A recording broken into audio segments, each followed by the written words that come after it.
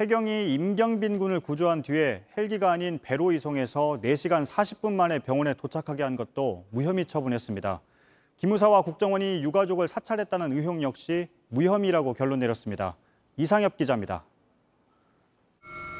임경빈 군이 구조된 시각, 그로부터 20분쯤 뒤 도착한 헬기는 김수현 당시 서해청장을 태웁니다.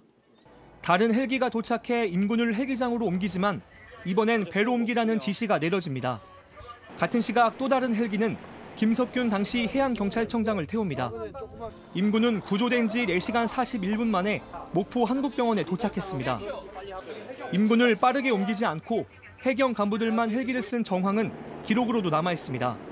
하지만 검찰 특별수사단은 당시 임 군의 사망 가능성만을 따져 해경 책임이 없다고 결론 냈습니다. 전문기관에 자문한 결과 임 군이 최초 발견 당시 이미 사망했을 가능성이 높고 해경 지휘부가 임 군이 살아있다고 생각하고도 헬기로 구조하지 않았다고 볼 증거가 없다고 했습니다. 국군 기무사령부와 국정원의 유가족 사찰 의혹은 동향을 파악한 건 맞다면서도 불법 사찰은 아니라고 결론지었습니다. 기무사의 경우 미행이나 도감청 같은 방식을 쓰지 않았고 청와대에 지시와 보고를 한 것도 입증되지 않았다고 했습니다. 하지만 2019년 JTBC가 취재했던 결과는 조금 다릅니다. 기무사가 확인한 정보엔 유가족의 통장 사본과 주민등록증 같은 개인정보가 있었고 순수하지 않은 유가족을 알아보라는 지시도 내려졌습니다.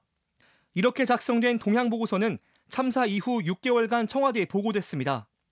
검찰의 처분으로 이 사건에 대해 전직 대통령 박근혜 씨와 김기춘 전 비서실장은 재판을 받지 않게 됐습니다. JTBC 이상엽입니다.